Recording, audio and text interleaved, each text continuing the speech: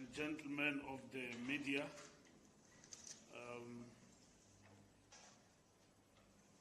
we are here today to present the statement on the outcomes of the National Executive Committee from the 25th to 28th October 2024. The African National Congress successfully convened a special session of the National Executive Committee from 25th to 27th October 2024 at the Birchwood Hotel and OR Tambo Conference Center in Boksburg.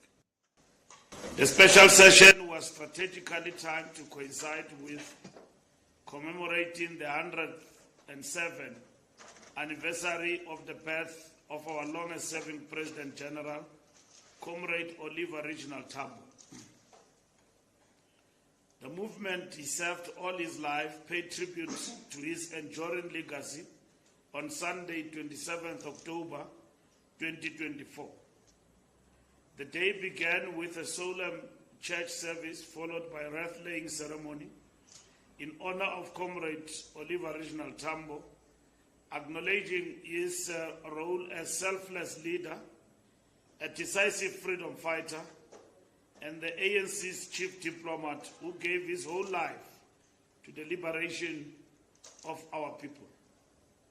To this extent, we want to congratulate the hosting region of the African National Congress and the municipality of Ekurhuleni in Gauteng province, and the provincial executive committee of the ANC in Gauteng for the successful hosting of this important event.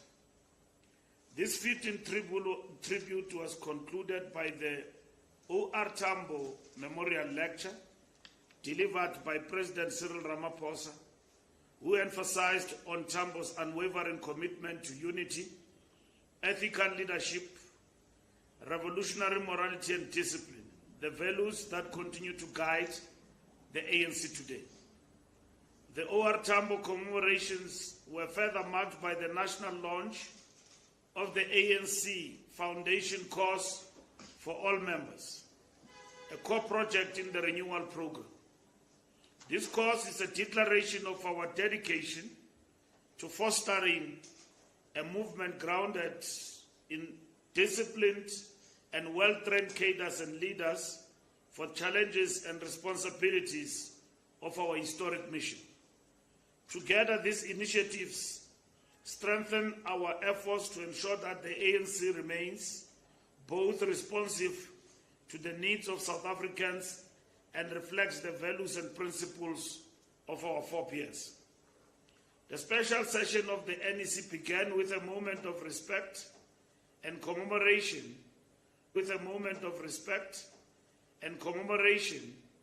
for the lives of our recently departed comrades, stalwarts, and friends. This include Comrade Pravin Gordhan, Tito Mboweni, and Member Tisi Mdladla, three exceptional servants of the ANC who have passed away since our last NEC meeting.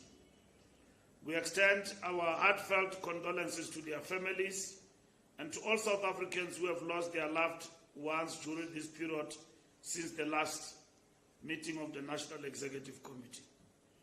In the next coming week, we will have a memorial service for Comrade Tito Mboweni.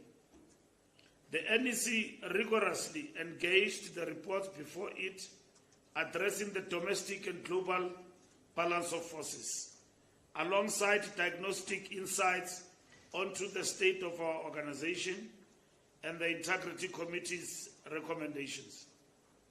Our collective reflections have informed our strategy to protect the ANC through strict adherence to renewal efforts, strengthened branch capacity, and intensified public accountability for our representatives and leaders at all levels of our structures, from the branches to the NEC.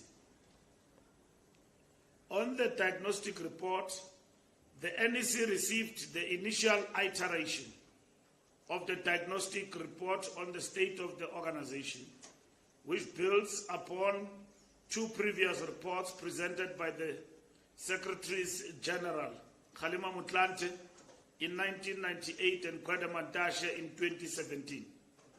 These reports provided a foundation for subsequent NGC and National Conference resolutions, as well as NEC decisions and regulations on organizational development, discipline, and renewal.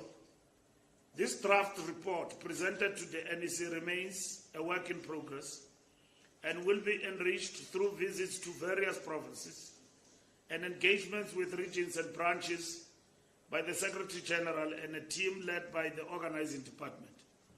The final report is slated for presentation to the National General Council in 2025. The special NEC deliberated on the probing question of whether recent national and provincial election results reflects a judgment on the ANC's success in fulfilling its historic mandate for a united, non-racial, non-sexist, democratic, equal and prosperous society. The 30-year review report highlights an unparalleled record of transformation in any post-colonial society. However, many of our people did not turn out to vote for the ANC, to the extent that it can no longer form a government independently. The special NEC engaged in extensive discussions on the potential drivers behind this electoral outcome. From the perspective of individual membership and leadership, the diagnostic exercise addressed the extent to which we have projected or failed to project the aspirations of the masses. It acknowledged the importance of ethical conduct as reflected in the establishment of the Integrity Commission, tasked with upholding ethical standards among members and leaders of the movement. This commitment to integrity directly impacts perceptions of whether the organization genuinely represents the aspirations of our people. This diagnostic exercise, to be further led by the Secretary General and the organizing department, will include visits to all structures across the country, focusing not only on individual integrity, but also on the integrity of branches and regions. The NEC-led diagnostic will contribute to the necessary prognosis for the future. As outlined in the diagnostic report, this process is not about reinventing the wheel, but about implementing existing policies drawn from foundational documents such as the Freedom Charter, Ready to Govern document, the RDP, through the eye of the needle, national conference resolutions and government programs like the IDPs and at local level and the NDP at national level. Equally, it calls for adherence to both the ANC Constitution and the Constitution of South Africa. We have a truly committed crop. We need to examine whether we have a truly committed crop of activists and cadres. In pursuance of this resolution, all members will need to write a motivation letter and state why they should be reaccepted as returning members or accepted as new members into the ANC branches. On the party building and branches, the NEC noted that there has been a decline in the membership of the ANC due to the deserters and disruptors. And we acknowledge that the revolution is swift once an impure load has been offloaded. The renewal program aims to ensure that the ANC purges and strengthens itself as part of ensuring we have a truly committed crop of activists and cadres. In pursuance of this resolution, all members will need to write a motivation letter and state why they should be reaccepted as returning members or accepted as new members into the ANC branches. The NEC recognizes the urgent need to confront complacency regarding the state of our organization. The focus must shift to revitalizing the ANC at its core, beginning with our branches, which are the basic units of our movement. The decisions made during the 54th and 55th national conferences aimed at organizational renewal must now be translated into concrete action. Branches are crucial to our effectiveness as a movement, serving as a vital point of contact for community members seeking information, support, and assistance. The NEC reaffirmed its commitment to building authentic branches dedicated to our national democratic revolution, rejecting transactionalism and the culture of buying membership and placing self-interest above the organization. Politically vibrant and impactful branches must replace hollow structures that lack standing or genuine engagement within their communities. Our branches, as defined by the ANC Constitution, must fulfill their role in shaping South Africa's path forward, not serve as platforms for careerists or sectional interests. The NEC resolved that all members, particularly NEC members, must take an active role in rebuilding branches over a dedicated 12-month period.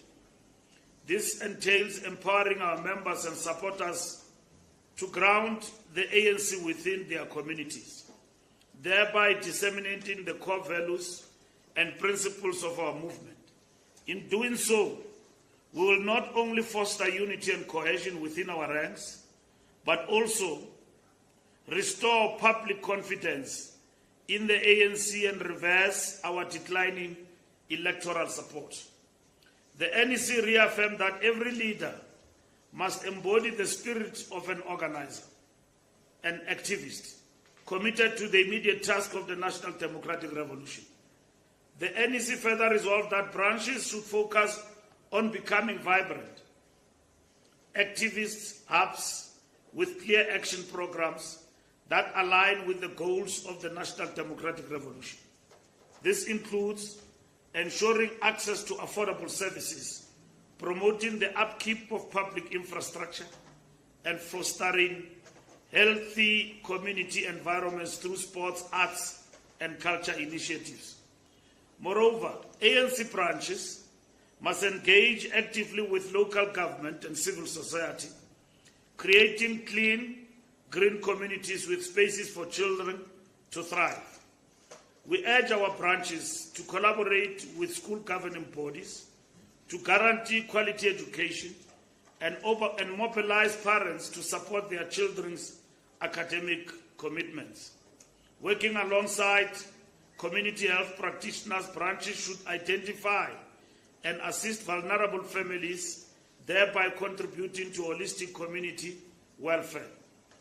The NEC welcomes the improvements to the membership management system, which will help mitigate practices that degrade our organizational integrity and accountability.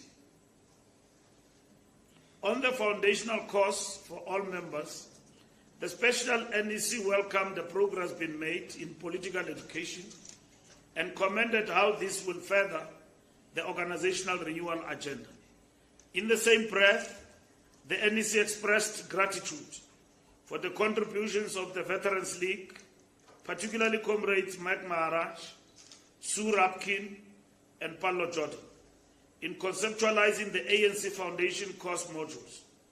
The NEC also acknowledged the ongoing support of Comrade Kgalema Motlanthe in his various roles, including as head of the Electoral Committee and chair of the board of the OR Tambo Political School, among others.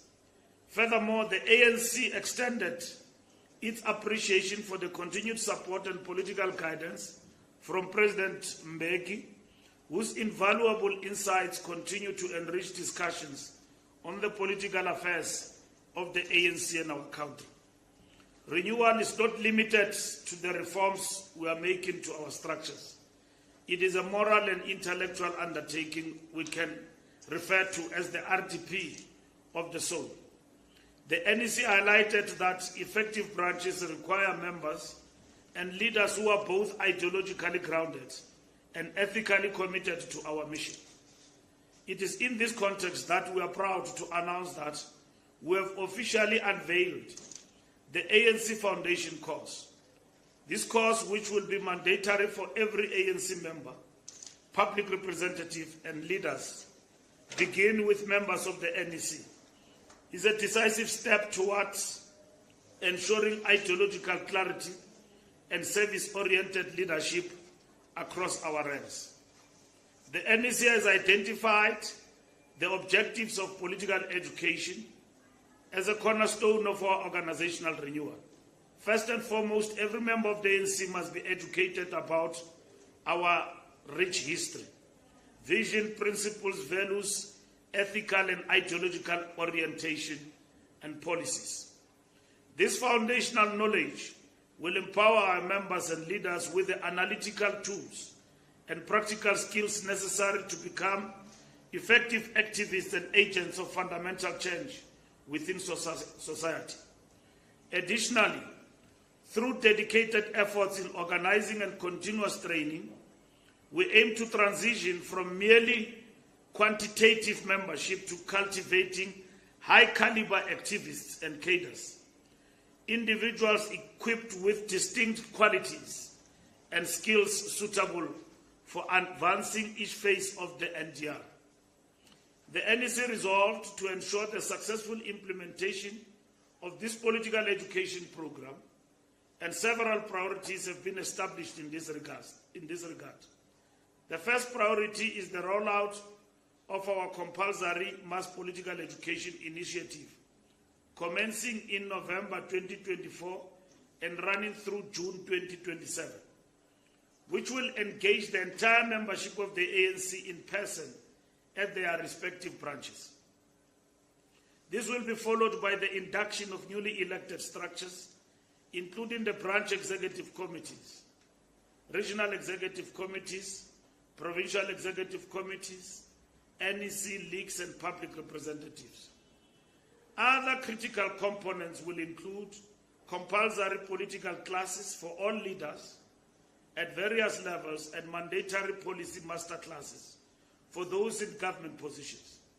Furthermore, the establishment of joint political school programs with other progressive parties and movements will broaden our political education scope, fostering collaboration and shared learning across the continent and beyond.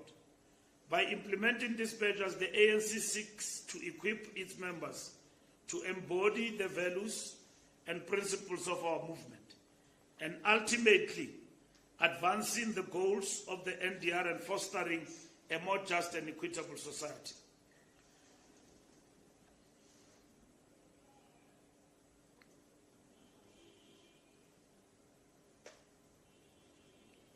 On integrity, Commission, ethics and discipline. The National Executive Committee considered a number of outstanding reports from the Integrity Commission affecting various leaders of the ANC. The NEC accepted the recommendations of the Integrity Commission, while noting that recommendation in respect of certain cases had been overtaken by events, which included those who have either died or have since left or were expelled from the organization. The NEC approved the amendments to the terms of reference of the Integrity Commission. The most significant amendments relate to the establishment of an appeals panel that will consider appeals by members and leaders aggrieved by outcomes of the Integrity Commission processes and decisions. The amendments further provide for the member whose conduct is under the spotlight to be provided with an opportunity to respond to the draft report of the Commission. Similarly, the final report must be shared with the individual concerned. At the same time, it is submitted to the Secretary General for consideration by the NEC. The NEC equally resolved that members have a right to take the report of the Integrity Commission on review should they elect to do so. This will ensure alignment of the Integrity Commission processes with the rules of natural justice, which are an integral part of our jurisprudence. However, it was emphasized that the Integrity Commission and its work is not essentially about upholding the laws of the country, but rather an appeal to a higher bar on leadership and membership obligations with regards to ethical conduct. It was noted that in some of the cases, no law of the country may have therefore necessarily been violated, but rather that the conduct itself lent to undermining the public perception of the ANC as a leader of society, and thereby bringing the organization into disrepute. In doing so, the Integrity Commission will not seek to be legally punitive, but rather corrective to ensure compliance with the ethical conduct as spelled out in the terms of reference, as well as the high premium of expectation on all leaders of the ANC with regards to their public and private conduct. Matters of ill discipline, to the extent that the Constitution and other policies of the ANC have been violated, will continue to belong to the realm of the disciplinary committee, whilst violating the laws of the country have additional dimension of facing the courts of law. The NEC mandated the Secretary General to proceed with speed in establishing the independent panel. On approach to leadership, the NEC noted that ANC leadership issues have recently come under the spotlight in public discourse. This situation is further fueled by some comrades who, upon election, immediately engage in leadership contestations for the next conference. Such actions destabilize the organizations, structures, and detract from the focused implementation of both our electoral mandate and the resolutions of national conferences. The NEC stressed that the challenges arising from the 2024 electoral outcomes, characterized by the NEC as a strategic setback to the national democratic revolution, require all members to adopt a disciplined approach to leadership matters at every level of the organization. In response, the NEC resolved that a guiding framework on leadership issues and processes should be developed, circulated to all structures and discussed. Once adopted, this framework will guide leadership processes at branch, regional, provincial, and national levels. That document will be developed closer to the conference in 2027. The ANC's Electoral Committee, elected by Comrade Kgalema Motlanthe, will be tasked with examining the influence of money in leadership elections. The NEC further resolved to establish a standing committee to investigate leaks of NEC and NWC information to journalists and third parties. This permanent committee will conduct forensic audits of information leaks by NEC and NWC involving internal ANC decisions and discussions. And in most instances, these discussions and decisions distorted. The ANC have got an obligation and a responsibility to defend itself against distortions from faceless sources masquerading as credible to the media. So this decision will be done, will be implemented to defend equally the integrity of ANC information, because the ANC speaks for itself and it does not speak through third parties. In the recent past, we have had a number of fictitious meetings of the ANC that were reported to the press that never took place, with fictitious decisions that were also reported to the press. That undermines the standing of the ANC in terms of credibility of its decisions and communication of its decisions. This is done albeit the fact that through our spokespersons and all those who are entrusted with the responsibility to communicate have been available to the media at all times. But nonetheless, what becomes saucy and very attractive is faceless. The committee will be composed of experienced professionals and seasoned ANC members. Additionally, the NEC decided that no member should engage in leadership contestation. GM 2027, whatever, any of those tendencies. Lobbying or self-promotion in the name of the ANC for any position in the lead up to 2027 National Conference, except within the period to be determined and announced by the Secretary General. Any member violating this directive by engaging in unauthorized leadership contestation will face disciplinary action without hesitation. As such, behavior that detracts from the critical work of implementing National Conference resolutions and our electoral manifesto will be dealt with accordingly. The NEC was firm that the ANC must not be drawn into premature leadership discussions that divert focus from addressing the strategic setback to the National Democratic Revolution. On public representatives, the NEC has resolved to strengthen public participation and accountability by ensuring that all our elected public representatives, councillors, members of parliament, and members of the provincial legislatures engage closely and regularly with community members. This engagement will involve holding regular public meetings to address local concerns, inform residents about available government services, and clarify pertinent policy matters under discussions on electoral reforms. On electoral reform, the NEC approved the ANC submission to electoral reform consultation panel, which called for submissions on why, how, and whether the current South African electoral system should be reformed, changed, or even replaced with another one.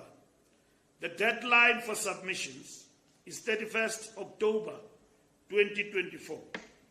The NEC noted that post the deadline, the panel will undertake public consultations, which will inform its final report to be tabled by the Minister of Home Affairs to Parliament in 2025. The ANC will work with a broad front of civil society organizations and other parties to mobilize support for the electoral system reforms. It believes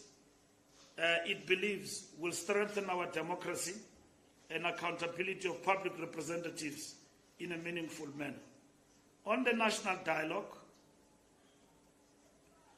the National Executive Committee reaffirmed its alignment with the commitment made to the South African people to convene a national dialogue aimed at charting a collective path forward for our nation. This national dialogue will invite participation from all sectors of society in setting national priorities and determining the future direction of our country. Through a series of plenary sessions, working groups, and familiar social dialogue processes, we will also utilize this opportunity to educate our citizens about our history, the Constitution, and the importance of public participation and civic responsibility. This national dialogue will serve as a rallying point as we prepare to commemorate the 70th anniversary of the Freedom Charter in 2025. We must mobilize all people and structures in every township, village, and city to gather proposals and submissions that echo our enduring commitment to freedom and justice. On socio-economic transformation, on addressing the cost of living and expanding zero-rated goods, the NEC acknowledges the immense pressure that the rising living costs place on South African households. Recent relief in petrol prices, aided by a stronger rent, offers some break, but we recognize the need for deeper interventions. To address the burden of high food costs, the NEC has resolved that there is a need to expand the basket of zero-rated goods, targeting essential items to bring immediate relief to struggling families. The NEC recognizes that there is a need for engagement with food retailers and look into supply chains with the aim to prevent exploitative pricing on basic foods and to ensure accessible and affordable essentials for all citizens. This expansion of zero-rated goods is part of our broader strategy to tackle poverty and hunger, reinforce job creation, and drive economic inclusivity. Through these initiatives, the ANC is committed to building an economy that directly serves the needs of the people and delivers lasting relief from the cost of living pressures. On security and social transformation, the NEC discussed the tragic deaths of children in Soweto, all under the age of 10, after ingesting contaminated food bought from a local spaza shop. The NEC expressed heartfelt condolences to the bereaved families and urged the government to expedite investigations to determine the cause of these deaths and take decisive action to prevent similar tragedies in the future. The NEC commended the government's multidisciplinary approach, collaborating with all relevant authorities and departments to trace the source of contamination and hold accountable those found culpable. The NEC called on government to urgently address capacity constraints that hinder municipalities from conducting regular health inspections of food vendors, with a particular focus on spaza shops and hawkers. The recruitment and training of health inspectors must be prioritized. The NEC stressed that food sourcing by vendors selling to children must be rigorously monitored to ensure all foodstuffs are free from contamination, without unfairly impacting those who rely on honest trade for their livelihoods. However, the NEC emphasized that protecting children's lives must take precedence. The NEC also welcomed intervention led by the Minister of Small Businesses in collaboration with provinces and municipalities to register all spaza shops, maintain an updated database, and ensure inspections by relevant authorities are regularly conducted. The NEC further commends the swift actions taken by the ministers and their departments, including the South African Police Service, in identifying and arresting some of the alleged perpetrators in this mass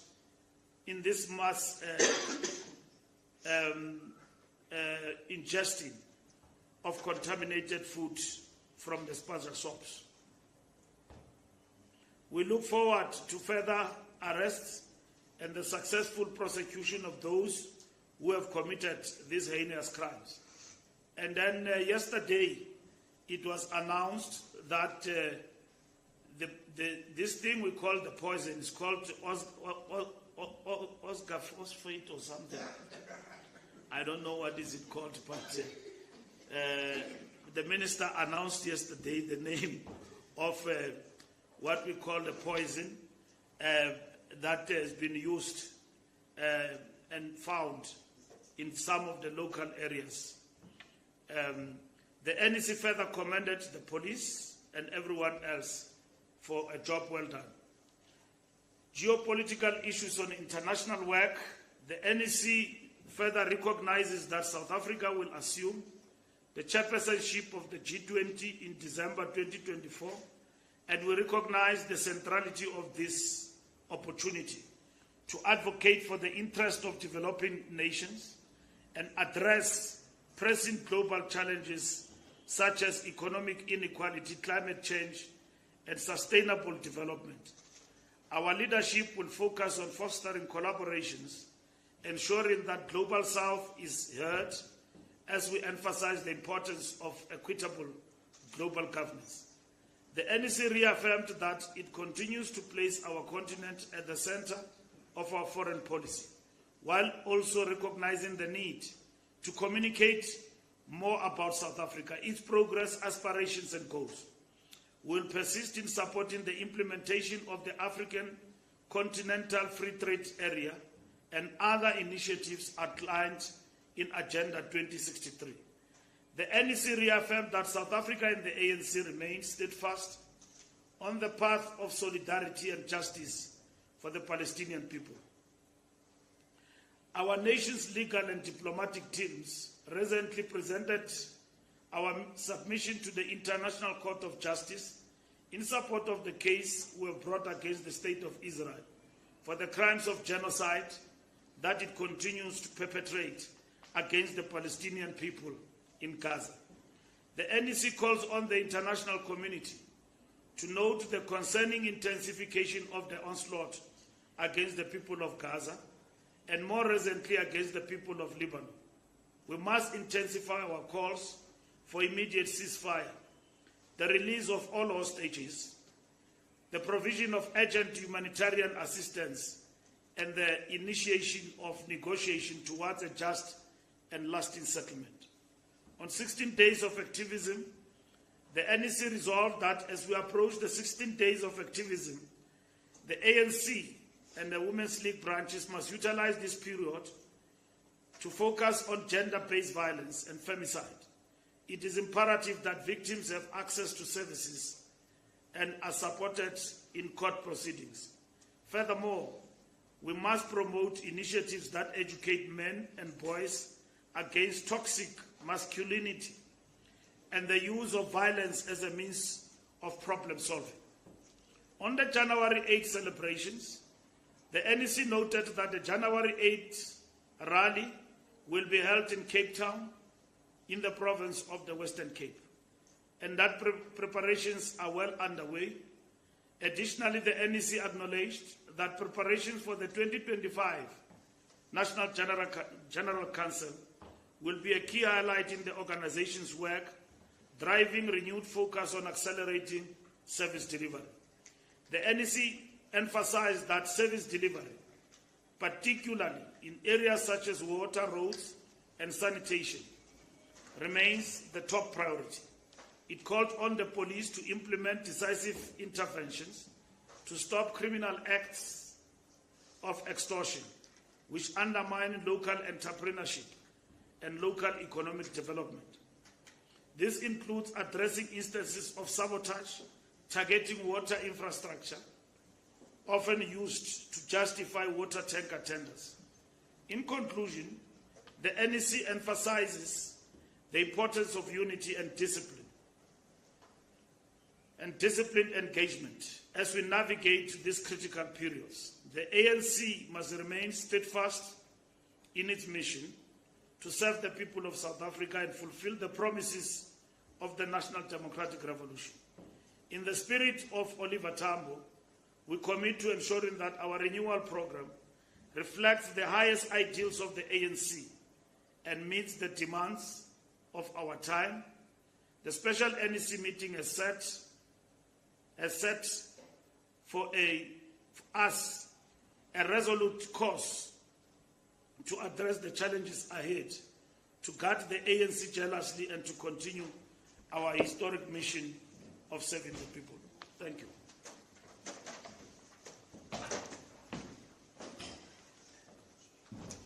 Thank you very much, SG. At this point, I would like to turn to yourselves, members of the media, for questions. I will start here with 24, and followed by Sunday World, and then SABC.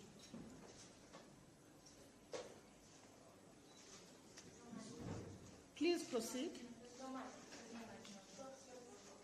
Yes. Mr. Mbalula, when I started the membership system overhaul, I've listened to the presentations. It sounds interesting, but I want to ask you, does the ANC really believe that people, young and old, will sit down and write an essay to join the ANC? I mean, these days, they facilitate applying for jobs. That's what I'm asking. And also, what about the people who don't, your existing members who don't take the time to write the motivations? Will there be consequence management? Will they be told back? What would be the result of not writing this motivation? And then, with regards to the interpretation, it sounds like you're giving these people more rights. And I'm asking this because if you're giving them more rights, were they in the room when you decided on this? Were they asked to recuse themselves? Considering that it's people that are accused of serious crimes like what they would do in the ANC. And also, is the ANC really serious about renewal if these people were in the room making decisions around this and I'm going to leave this now. Thank you. Thank you very much. Sandy Weld. Thanks, Mr. McLean. It's Mawande from Sunday World, SG. Maybe before I started my questions, I know the investigation of leaks. It's interesting now we are finishing as well. Yes? But anyway, it's fine. It's fine. Maybe to add to Santanda's question about the motivation letter for membership, SG. So what is the actual criterion as it relates to the motivation? So after the motivation letter, what happens? And also, what is it that the ANC will be looking for in this motivation letter? And also, just how practical is this whole thing? Because Khutazo wants to join the ANC for rogue reasons, but he can't write a motivation letter. I'm his friend. I can write a motivation letter on behalf of Khutazo, which is according to the spec that the ANC is looking for. Then a rogue Khutazo gets accepted as a member, but we actually didn't write that motivation letter. So the practicalities of this and the criterion and how do you make sure that the person who allegedly wrote the letter is actually the person who wrote the letter. And then on the Integrity Commission appeals, and then who are the, like what is the criterion of the people who are going to constitute this panel and you say that they are going to be announced? Who are they? Like what kind of people is the ANC looking for? And maybe to have any names in mind. And so I know it's probably getting to ask that question. And also maybe to add on some Santanda's points also on this particular aspect. Isn't this an indictment then on the Integrity Commission that it was actually a toothless dog? If we want to add a watchdog to the Integrity Commission, because if they're doing a right job, there shouldn't be anyone who's aggrieved with their work. It looks like there's overwhelming dissatisfaction or disregard of what the IC does, such that now they feel there needs to be another board, which probably there's going to accommodate on, and then there's going to be another board, you know. So just that thinking behind the establishment of this panel, maybe what is the current membership? You spoke about the plummeting membership of the ANC. Do you have the numbers about the current state of affairs in terms of nationally and provinces? Which province is bigger? Which region is bigger? I'm probably thinking that Etewi is probably no longer the biggest region, given the outcomes of the previous strategic setback election. And also maybe on the strategic setback, it's just something I've been pondering on for the longest time since the conceptualization of that term. What is so strategic about losing elections? I get very confused. Can you simplify that terminology from the strategic setback? Because losing to me, there's nothing strategic.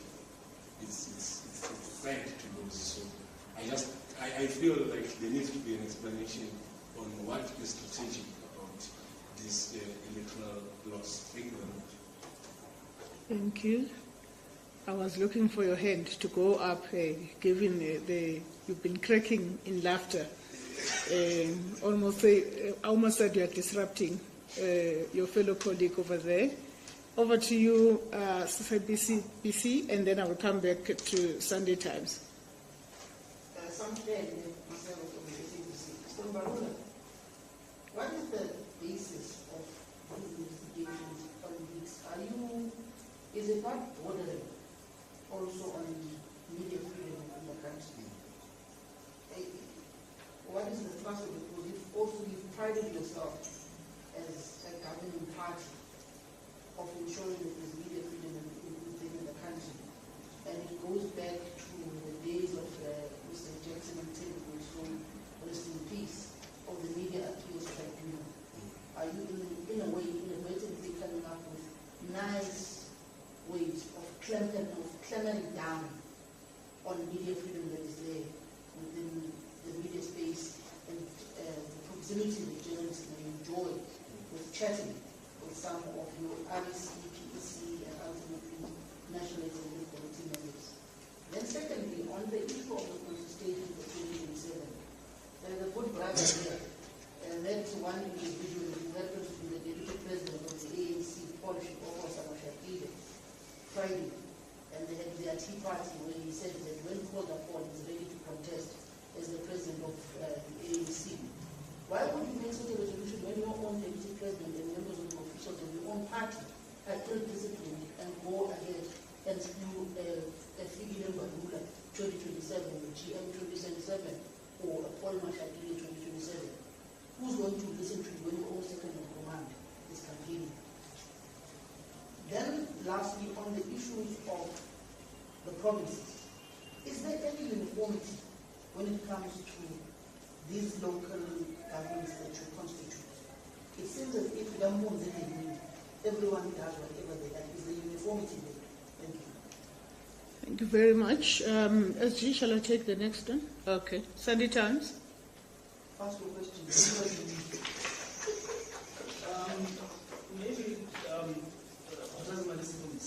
Maybe just to add another question on the issue of media freedom and clamping down on it. SG, are you going to be monitoring people's phones? Yeah. How are you going to do this? You know, there's Poppy Act and all of those things. We will not be infringing on people's privacy. And then, second one, did the NEC discuss what happened to the two provinces that were hammered at the elections, being KZN and Gauteng? Did the NEC discuss what should be taking place there? Because I remember there was a notion that you had to go visit both KZN and Gauteng again, but there was a view that perhaps the structure there should be either expanded or reinforced or overhauled. Did you go into those discussions? And very lastly, SG, there's a notion that the Integrity Commission has communicated to the Premier before that she should X or fire one of the NECs, the Florence Tanzila, owing to the allegations of VPS. Did this come up in the report back from the Commission? And did the NEC take a decision? Thank you very much. All right. We will then take SG. And if there are other questions, we will come back and have a second round.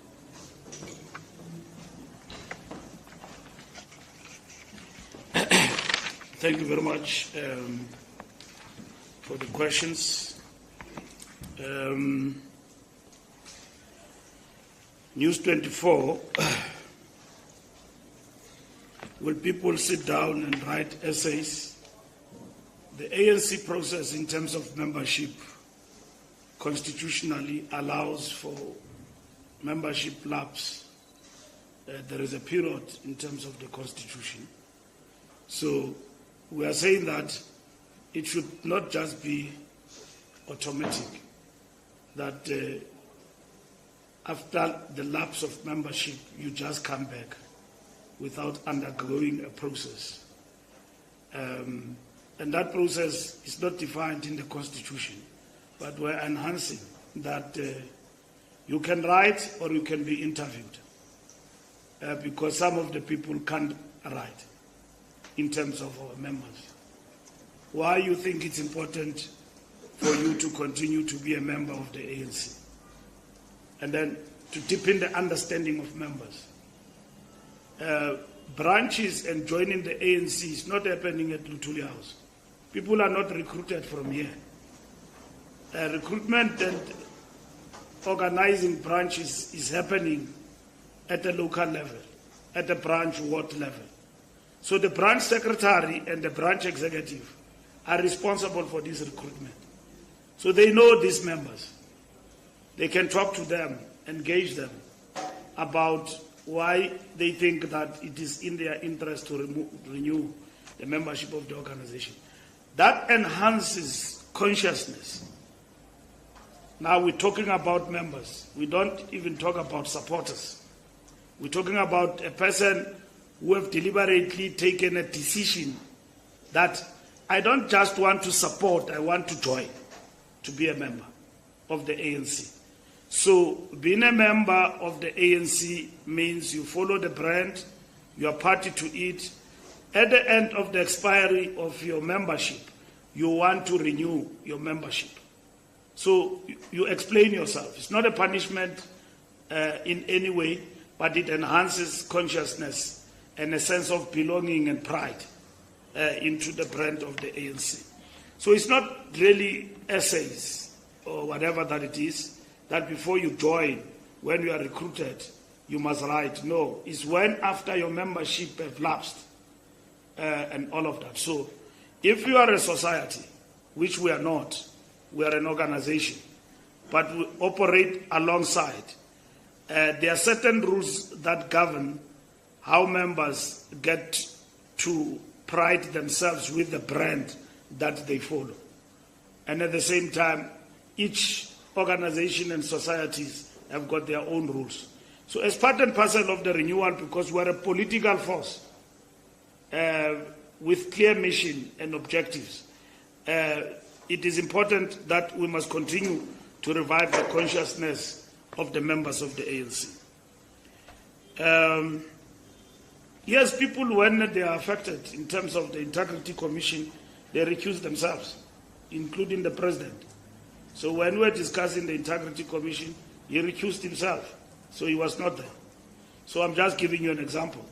So if you are affected and you are a member of the NEC, you recuse yourself, but other people are not members of the NEC.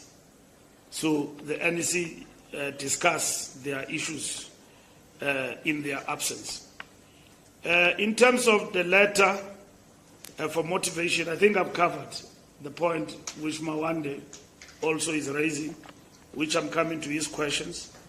We have covered that particular question in terms of it's not necessarily something like it is a prerequisite before you join again, but it is important in reapplying for your membership.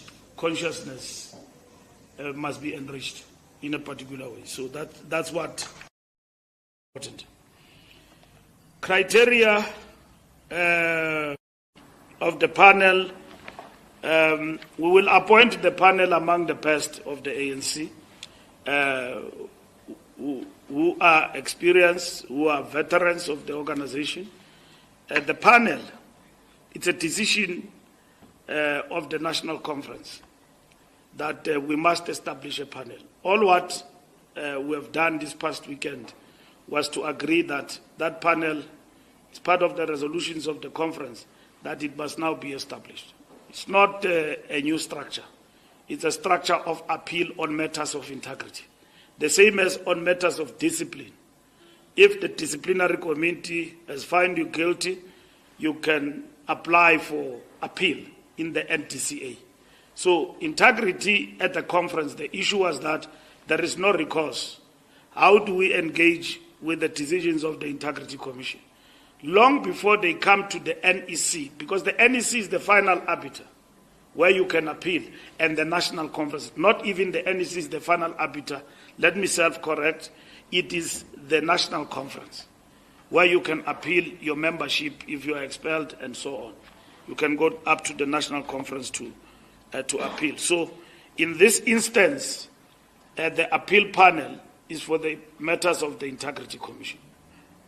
So that is what it is there for. It is not a watchdog, therefore. It's not a watchdog. It's not looking over the Integrity Commission. A watchdog is something else, actually.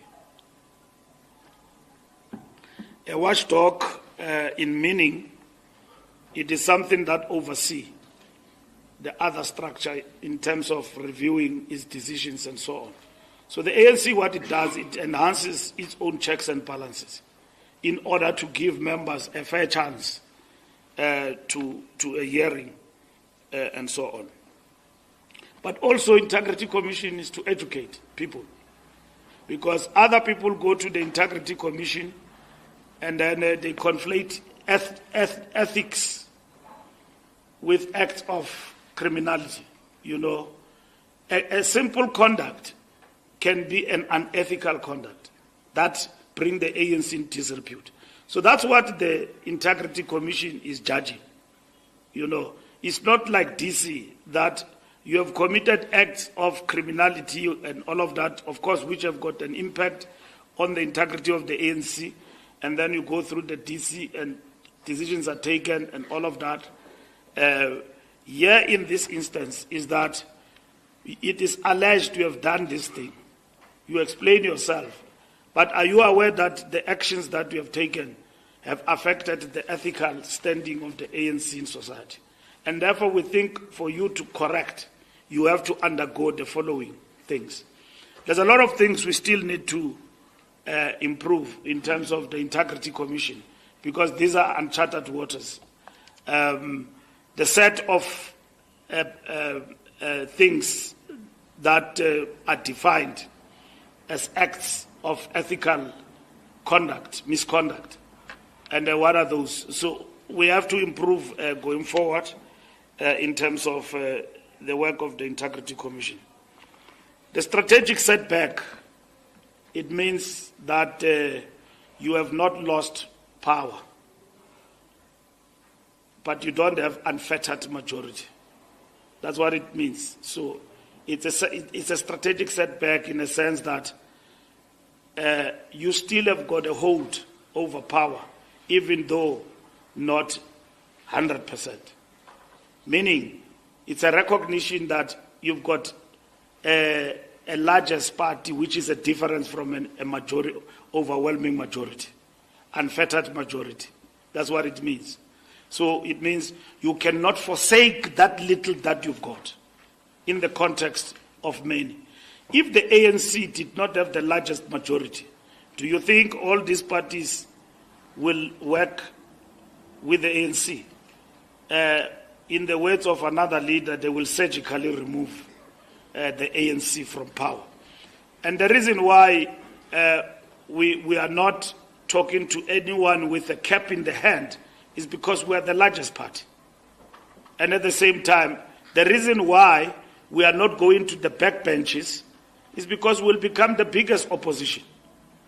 And we will have forsaken 6 million people who still believe that continue to govern in this country. We still want you, we follow your policies.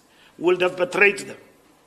And that just surrendered power in that sense. So safeguarding power meant that you've got to take particular steps with the recognition that this is not entirely a loss, but it is a setback, although it's strategic, a setback in a sense. So, Samkele, investigations on leaks, are we not clamping down on we are not, we are defending the integrity of the ANC. It is wrong for a faceless source constipated with factionalism, overeating factional politics and constipated to distort the ANC at the highest level of the NEC. We communicate this resolution. There is somebody who's constipated there. And then he says, no, that is not true. And it's the most trusted. It's the most trusted. And they give you see, when we give people documents in the meeting, those documents are subjected to discussion. They are not resolutions. What is a resolution is what I'm reading here as a statement of the NEC. What I presented to the NEC in the diagnostic report cannot be quoted as a resolve. It's an analysis which has been subjected to a process of discussion. So the faceless source will go to a document, lift things that have been processed are not decisions of the ANC and give them to the journalist. They don't give you this resolution, the faceless sources. They don't say, no, we resolved that so-and-so must be expelled. No, they say, no, there was a long debate. He was not expelled. It was 50-50. That's what they tell you. So when I come and brief the nation and the branches that, no, so-and-so is expelled, there is a hotline ahead before I come to explain the decisions that says, no, there was actually no decision. The NEC was split in between. And I mean, I come here, I look like Ito, Kinje, and all of that. So the ANC's integrity in terms of is undermined by faceless sources who've got no shame of themselves and their standing in the organization.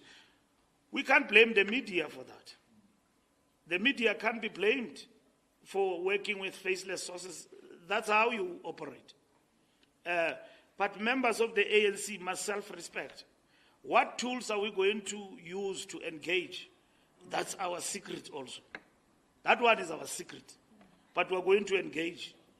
And we have explained to you publicly that we'll use forensic means to determine who in our ranks have decided to work with the media. And others even go further to brief the opposition. That's it. It's better the media, but opposition is another thing about the ANC and all of that. Now, I was in the National Executive Committee. There were leaks from Saturday, Sunday, about the outcome of the NEC. Ramaphosa cleared, and the Integrity Commission, terms of reference, whatever, enriched. Before that meeting, I said to you, we'll deal with integrity, commission reports. And two, I said to you that we will finalize terms of reference. So, which were not finalized. Now they are finalized. I'm meeting with the Integrity Commission sometime this week when I come back from Cape Town to give them a report of the NEC in detail. What have we resolved? Which cases have we dealt with? And all of that. And so that's what we will be dealing with. So it's not undermining freedom of the press. What we're doing has got nothing to do with the press. It has got something to do with people undermining the communication strategy of the ANC and the standing of the ANC in society by way of miscommunication, distorting decisions of the ANC. If I'm a journalist and Mbalula is your source as the Secretary General, why wouldn't you write? Ubambe inkunzi mos. I mean, upete upopo. The SG is leaking. We are what? Is leaking to Khutatu. Unangapali mfo. When we challenge you, are going to say, I stand by my source. Yeah. And the law protects you. That is freedom of the press. There's nothing we can do about you. You are protected because you will tell only your editor. Now, we will never know who's the source. So we can't sit with people masquerading as leaders and then which are expected to have impeccable credentials, to respect their organization, and yet they release information. Bayavuza, bakupa imfihlo zombuto, kanjalo nje. So we can't allow that. And of course, you are right. They think that in their mind, we will not find them because there's Poppy Act and all of that. We will teach them that every party, even if it's a security company, anywhere else, when it is attacked, it has got the right to use any measure in the law to defend itself. There's nobody who will come here to Luthuli House and tell me, if you leak the decisions of our meetings and I found you, through the law means that I must not defend the ANC. The National Conference is going to ask a question. What did you do to defend the ANC? Members of the ANC don't like these leaks because they themselves are not in the NEC. So, members whom they've elected to lead are the ones who show that they've got no integrity. Actually, they elected wrong people. When we avail ourselves of the record, on the record, that's Mahlengi's role. And if the media doesn't find us on an issue, it's another story. That comment is sought even on difficult questions. When journalists wake us up and say this and that, even if you don't like the question, as a media person of the ANC, you cannot have feelings. They can ask you things that you think that they are irrelevant and all of that. You can't have feelings. You are a communicator. You must have shock absorbers. Even if they can ask you that, I think that you people are stealing. We are even but you must have shock absorbers to say, what do you mean? Can you write down your questions? I can answer them. And then that is it. And we are equally not obligated to answer everything. Based on our, it is our prerogative that we exercise.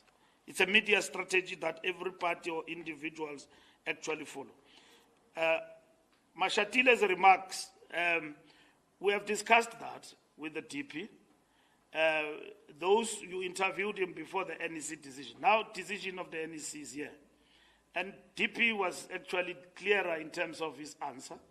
You asked him about this question, wamfaka ngentloko uyabona uDP, and he answered a proper question. He answered properly. He said that when they want me, I will raise my hand, and then that was it. In terms of the ANC rules now, directive, we don't want that. No leader should be answering such questions. Every ANC member must be preoccupied with service delivery, cost of living of the people and all of that. This item will come. It's not like it is fast, people are not discussing leadership, they are not doing anything. It cannot be our agenda now in 2027. It cannot be. We still have got an election to win in 2026. We've got a program of action to implement of rebuilding the ANC. If we now preoccupy the ground and everywhere else and our membership with a conference and leadership, that is personal aggrandizement which have got nothing to do with what we have characterized as a setback in this moment we're in. Where are we? We have lost the biggest majority, yet the biggest priority of the ANC is who becomes a leader. No, we can't allow that. We have drawn the line. That line is going everywhere. You speak, we attend to you. Wherever it happens, Youth League, Women's League, Veterans League, nobody is allowed. We will communicate this also to our allies and so on. But nobody is allowed, members of the ANC, to deal with this matter. We have dealt with that issue with the DP. We discussed and he explained and I understood perfectly. We understood each other and I don't think there was something wrong with what Paul said in terms of that answer. But it could be used to fuel the succession debate in the ANC, which we don't want. Not that it will not be there. Not that people in the ANC are not discussing this matter. They are. The critical question is that we must open a discussion at the right time, and we said that discussion will be guided by a political perspective. Now, we are embarking on renewal, we are embarking on rebuilding of structures. That's what this National Executive Committee have directed, and this is what we must implement. There's not going to be another meeting to conceptualize a program of renewal and rebuilding. It is there. It is concluded. The next meeting of the NEC is to get a report from the SG. How far are we with the rebuilding? What is happening with the rebuilding? Membership, political foundation. What are we doing with all of these things we have agreed? Integrity Commission. What is happening? Are we consistent now? We've got terms of reference. Are we doing the right things and in the way we are doing them? So our job at Luthuli House is to oversee the revolution of organizational renewal at the highest level in the ANC. And the Commission of Organizational Renewal also must function to oversee these programs are actually implemented. Uniformity on coalitions. Unfortunately, Samkele, you can never reach uniformity. You get into another place, you find that, look, first, our guiding principle in terms of coalitions is that the party with majority must lead everywhere, okay?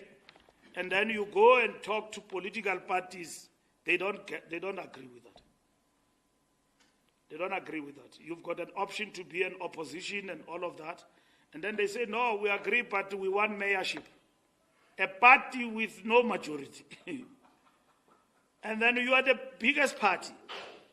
And then parties that are supposed to be working together for stability, bigger parties, which is what should happen in a democracy.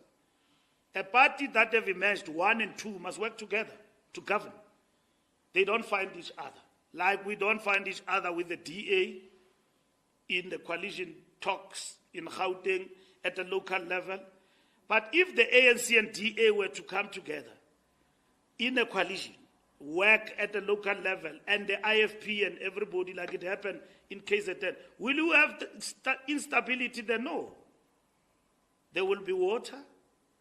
Council will sit on time because the two contending powers are governing. And then there will be services. Mayors won't change week in and week out.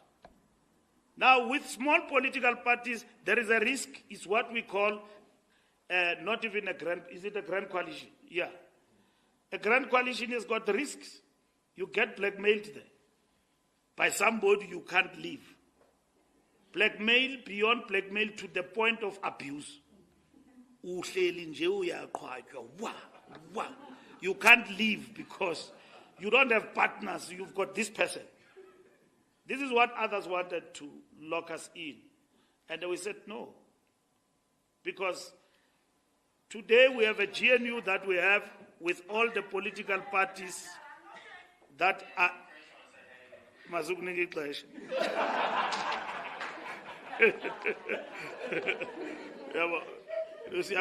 You have come with all the nefarious intentions to disrupt this press conference. But I must tell you, you won't succeed.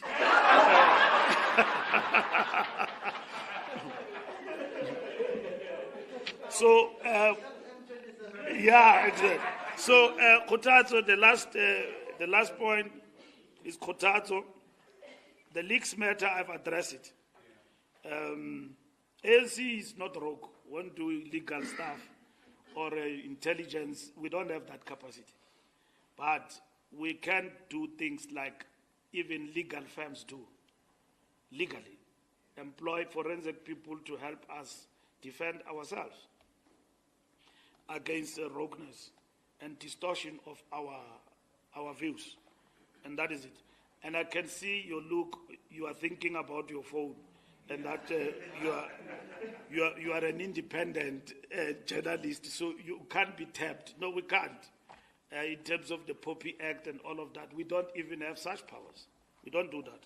We investigate how these things actually happen. And there are many mechanisms to do that. Did we discuss KZN and Gauteng? We did not. We are going to discuss them in the last NEC of the year. We are supposed to go back to Gauteng and KZN to finalize our discussions with them about what we have gathered on the ground and what we believe must be the way forward. The reason why we did not include that discussion in the agenda is because we did not want to conflate issues. This NEC was methodological, clinical, straight to the point, integrity and rebuilding the ANC. So we're going to implement all of what has been agreed by the special NEC. We came from a 6-day meeting where we analyzed what happened in the election. And then we summarized, we said, this is a strategic setback. And then we said that GNU is not an end in itself. It's a tactical maneuver. It can actually collapse or it can withstand its time for 5 years. So the possibility that the GNU can collapse or other political parties in the GNU, let me not say GNU collapse, that other political parties can leave the GNU, it's high. Not GNU, that other political parties can choose to leave, they can. But GNU will not collapse because